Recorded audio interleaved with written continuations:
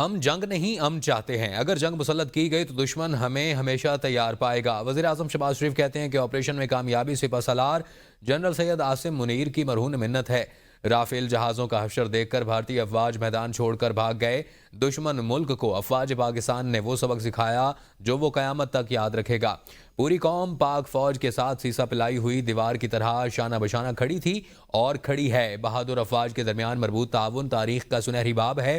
بری فوج نے فتح میزائل اور دیگر ہتھیاروں سے دشمن کے ٹھکانوں پر درستگی سے نشانے لگائے۔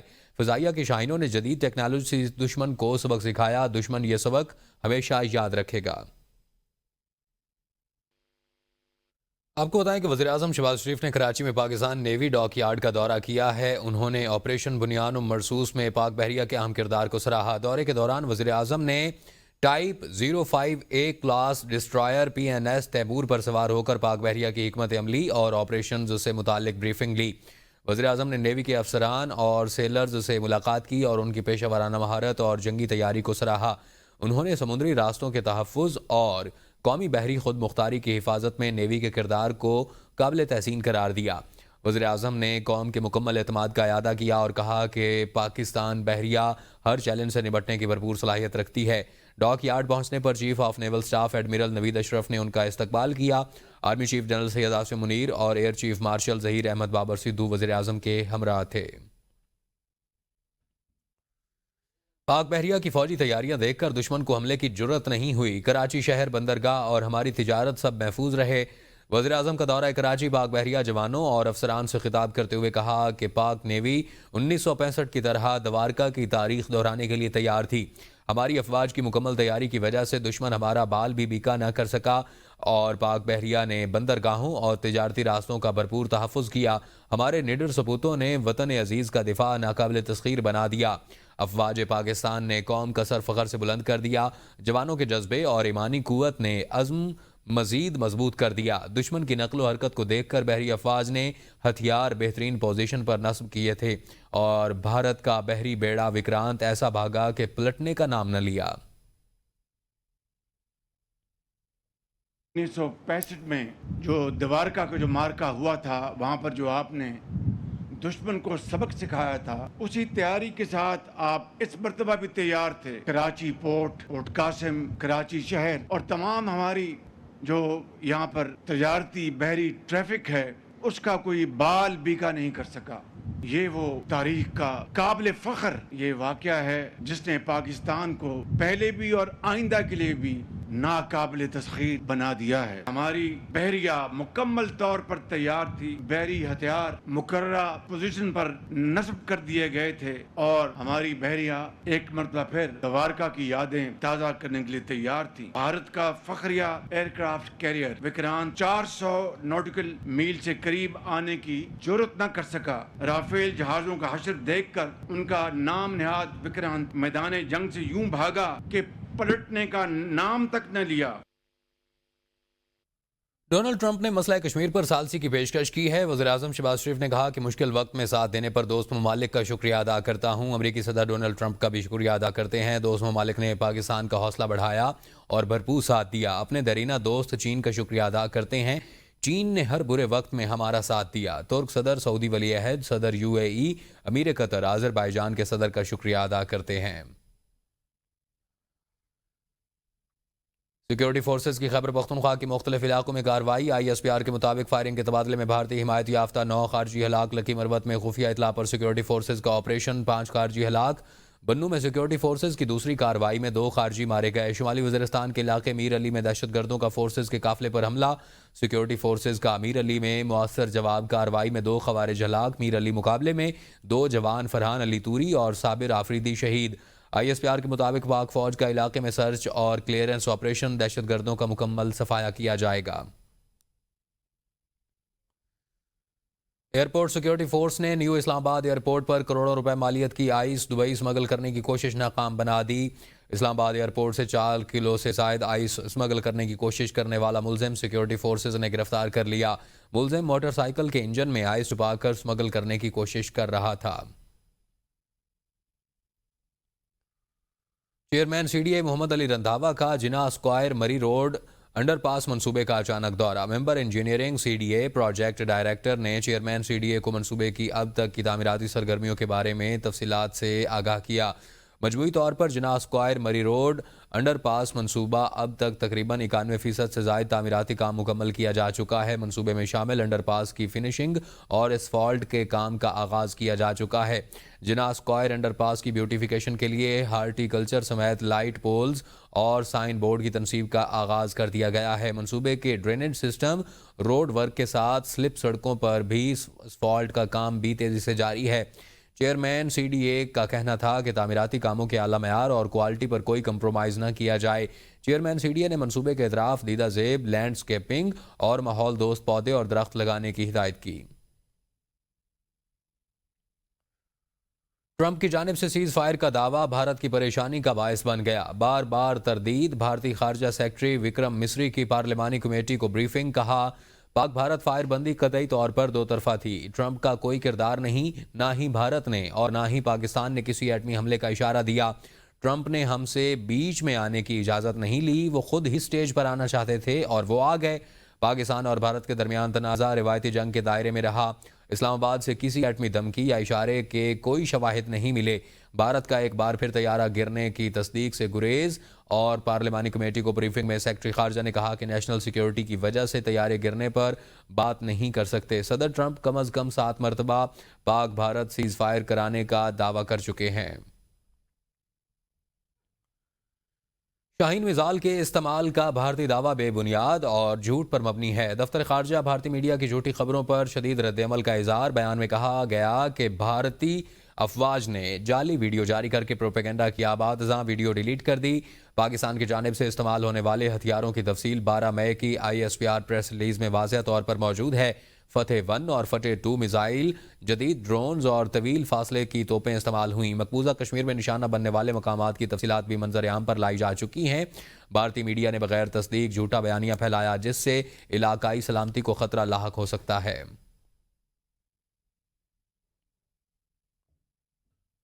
بھارت نہ تو اسرائیل ہے اور نہ ہی پاکستان فلسطین ہے۔ بھارت نے ہمیں اکسایا یا حملہ کیا تو ہمارا رد عمل تیز اور وحشیانہ ہوگا۔ D G ISPR lieutenant general Ahmed Sharif Chaudhry کی بین الاقوامی میڈیا سے گفتگو۔ ترک نیوز ایجنسی کو انٹرویو دیتے ہوئے کہا مقبوضہ کشمیر بین الاقوامی تسلیم شدہ تنازع ہے۔ بھارت پہلگام واقعے میں کوئی بھی ثبوت دینے میں ناکام رہا۔ جعفر ایکسپریس پر حملہ کرنے والی BLA نے کھلے عام بھارت سے مدد کی درخواست کی تھی۔ دنیا جانتی ہے پاکستان نے بھارتی طیارے گرائے، لیکن نئی دہلی اسے ماننے کو تیار نہیں۔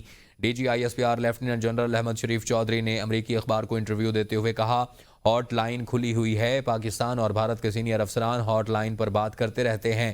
امید ہے، توقع ہے پاک بھارت سیز فائر برقرار رہے گا، سرحد پرامن برقرار رہے گا۔ Absolutely got nothing to do with Pahalgam. Whatever is happening in Kashmir or elsewhere in India is their internal problem because of oppression. So Kashmir is a internationally recognized dispute. They were trying to deter us from taking just retribution of the killings of the innocent children and women. Because we are a peace-loving nation. If provoked, if coerced, if aggression is done, the retribution will be swift and brutal. The reality is that India is not USA and Pakistan is not Afghanistan. India is no Israel and Pakistan is no Palestine. We will never bow down to Indian hegemony. The sooner they understand, it is good for the regional peace as well as for the world peace. Pakistan کے ایٹمی اثاثے IAEA کی نگرانی میں دینے کا بھارتی مطالبہ مذائقہ خیز قرار۔ وزیر دفاع خواجہ آصف کا کہنا ہے کہ پاک بھارت جنگ بندی غیر معینہ مدت کے لیے ہے، لیکن بھارت ناقابل اعتماد ہے۔ موجودہ صورتحال میں توقع ہے کہ جنگ بندی قائم رہے گی۔ وزیر دفاع خواجہ آصف PTI والے جنگ میں جو کہتے رہے وہ کوئی پاکستانی نہیں کہہ سکتا۔ اسپیکر کے خلاف تحریک عدم اعتماد لانے کا شوق بھی PTI پورا کر لے۔ عالمی ادارہ خود ہی ہمارے جوہری اثاثے محفوظ قرار دے چکا ہے۔ پاک بھارت جنگ بندی غیر معینہ مدت کے لیے ہے، لیکن ناقابل اعتماد ہے۔ موجودہ صورتحال میں توقع ہے جنگ بندی قائم رہے گی۔ مولانا فضل الرحمان نے کہا ہے کہ بھارت نے بلا تفریق پاکستان پر الزام لگایا اور کشمیر میں سویلین علاقوں پر اور مذہبی مراکز پر راکٹ برسائے۔ ہماری مساجد کو نشانہ بنایا گیا جو ناقابل برداشت ہے۔ بھارتی وزیر اعظم نریندر مودی اپنی سیاسی ساکھ بچانے کے لیے دوبارہ ایسی حماقت کر سکتا ہے اور اس وقت ضروری ہے کہ ہم افغانستان کے ساتھ اپنی سرحدوں کو پرامن رکھیں تاکہ کسی بھی دو طرفہ چیلنج سے بچا جا سکے۔ مولانا فضل الرحمان نے کہا کہ یورپ کی ٹیکنالوجی مار کھا گئی جبکہ چین کی ایشیائی ٹیکنالوجی کامیاب رہی۔ دنیا نے دیکھا کہ ہمارے ہوابازوں نے کس مہارت اور ٹیکنالوجی کے ساتھ دشمن کو جواب دیا۔ سفیر پاکستان ڈاکٹر ظفر اقبال کی امیر کویت شیخ مشعل الاحمد الجابر الصباح سے خصوصی ملاقات۔ سفیر پاکستان نے اپنی سفارتی اسناد پیش کی اور امیر کویت کو صدر پاکستان، وزیر اعظم پاکستان اور پاکستانی عوام کی طرف سے نیک تمناؤں کا پیغام بھی پہنچایا۔ کویت کے بیان پیلس میں منعقدہ تقریب کے دوران ہونے والی ملاقات میں امیر کویت نے سفیر پاکستان سے گفتگو کرتے ہوئے کہا، کویت پاکستان کے ساتھ تعلقات کو نہایت قدر کی نگاہ سے دیکھتا ہے، ان دیرینہ اور برادرانہ تعلقات کو مزید مضبوط بنانا چاہتا ہے۔ انہوں نے کہا کہ کویت پاکستان میں مزید سرمایہ کاری کا ارادہ رکھتا ہے، پاکستان کے ساتھ خاص طور پر غذائی پیداوار، زراعت اور تیل اور گیس کے شعبوں میں تعاون بڑھانے کے خواہاں ہیں۔ سفارت خانہ پاکستان کے مطابق کویت میں 90,000 سے زائد پاکستانی رہتے ہیں اور سالانہ تقریباً $1 ارب کی ترسیلات زر وطن عزیز کو بھیجتے ہیں، جو کہ فی کا سمندر پار پاکستانیوں کے حساب سے پہلے نمبر پر ہے۔ کویت پاکستان میں سرمایہ کاری کے لحاظ سے خلیجی ممالک میں دوسرے نمبر پر ہے۔ گزشتہ 9 ماہ کے دوران کویت کے لیے پاکستانی ایکسپورٹس میں 35% اضافہ دیکھا گیا اور حال ہی میں کویت نے پاکستانیوں کے لیے ویزا کی بہت سی کیٹیگریز میں نرمی کی ہے۔ پاک بھارت کشیدگی کے دوران صحافتی برادری اور اوورسیز پاکستانی کمیونٹی کا کردار اہم رہا۔ مثبت اور حقائق پر مبنی رپورٹنگ سے بیرونی دنیا نے پاکستان کی حمایت اور بھارتی بے بنیاد پروپیگنڈا مسترد کر دیا۔ اس حوالے سے لندن میں پاکستان اور مسلح افواج سے اظہار یکجہتی کے لیے ایک پروقار تقریب کا انعقاد کیا گیا۔ اوورسیز پاکستانیوں نے پاکستان کے ساتھ اپنی والہانہ محبت کا اظہار کیا اور فنکاروں نے ملی نغمے پیش کیے۔ رپورٹ کر رہے ہیں لندن سے ہمارے نمائندے عمران راجہ۔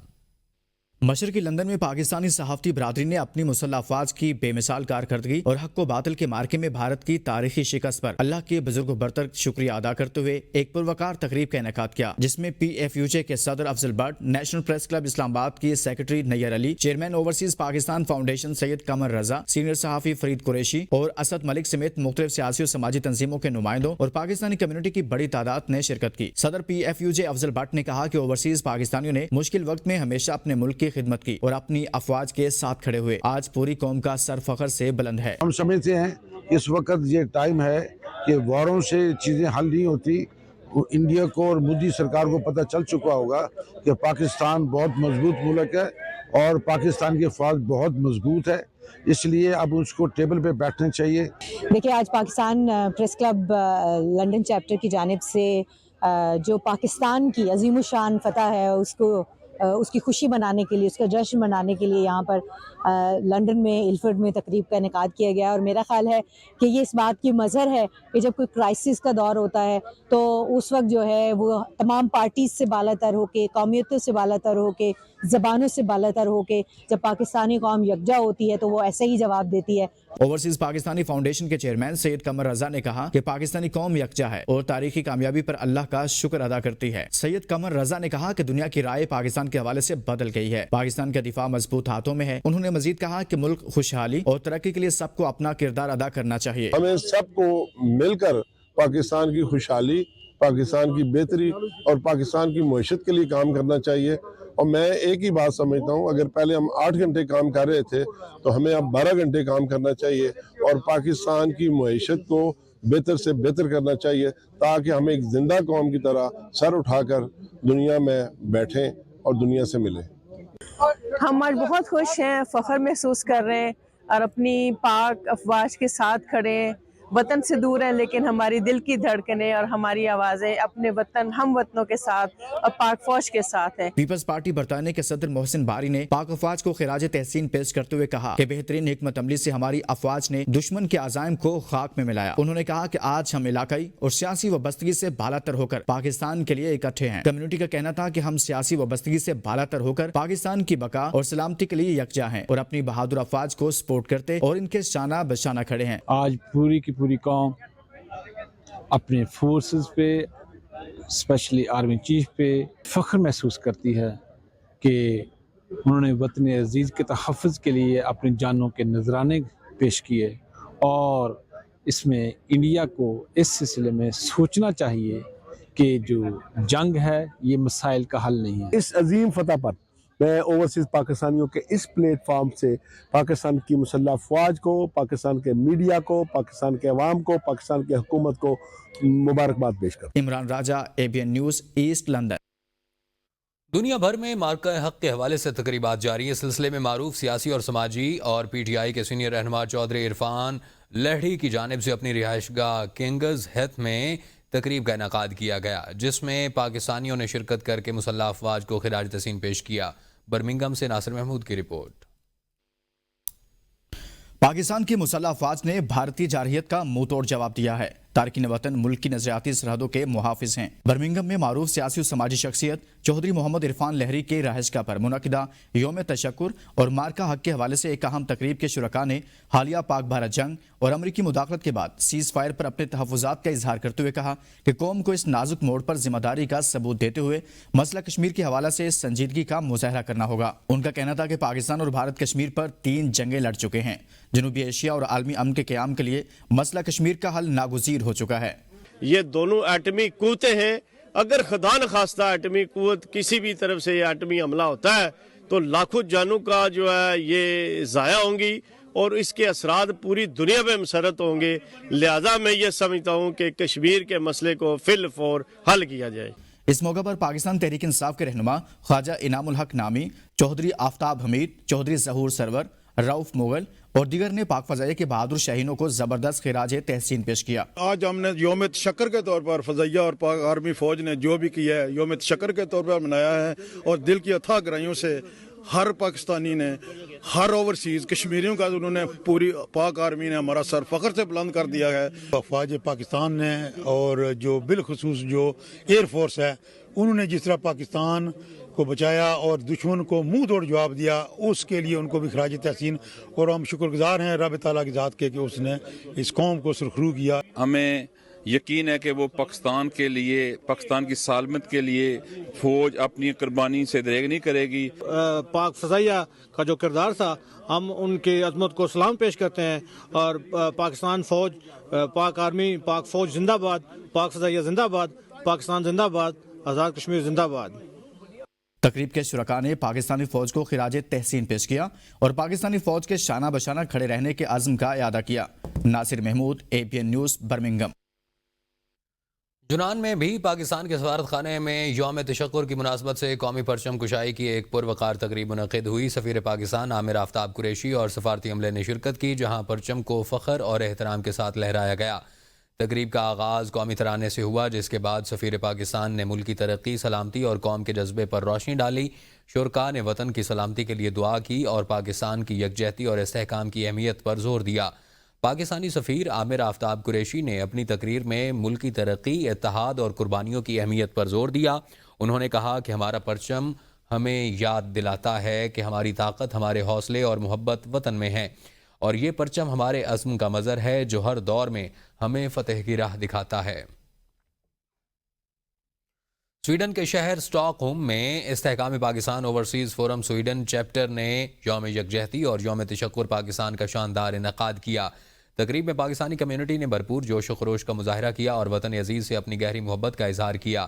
تقریب میں سیاسی و سماجی رہنماؤں اور نوجوانوں کی بڑی تعداد نے شرکت کی. چیئرمین ایڈوائزری کونسل یورپ سعید شیخ کی زیر صدارت ہونے والی تقریب کی میزبانی سردار تیمور عزیز کشمیری نے کی. مقررین نے اپنے خطاب میں پاک فوج کی بہادری اور قربانیوں کو زبردست خراج تحسین پیش کیا اور بیرون ملک پاکستانیوں کے وطن سے اٹوٹ رشتے کو اجاگر کیا. تقریب کے اختتام پر ملک کی سلامتی اور خوشحالی کے لیے دعا کی گئی. برطانیہ کے علاقے بریڈ فورڈ میں یونائٹڈ فار کشمیر کے زیر اہتمام پاکستان اور بھارت کے درمیان بڑھتی کشیدگی اور کشمیر کے مسئلے پر ایک تقریب منعقد ہوئی، جس میں برطانیہ کے ممبر پارلیمنٹ عمران حسین اور بریڈ فورڈ کونسل کی لیڈر سوزن مینج کا کلف سمیت مقامی سیاسی اور سماجی رہنماؤں اور شہریوں کی کثیر تعداد نے شرکت کی. بریڈ فورڈ سے قاضی کامران کی رپورٹ.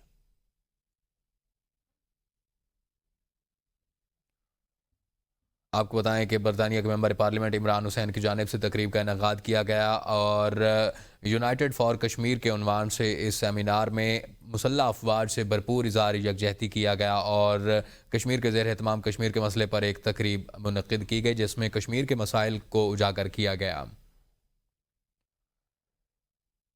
ABN نیوز اسٹوڈیو سے فی الوقت کے لیے اتنا ہی۔ باخبر رہنے کے لیے دیکھتے رہیے ABN نیوز۔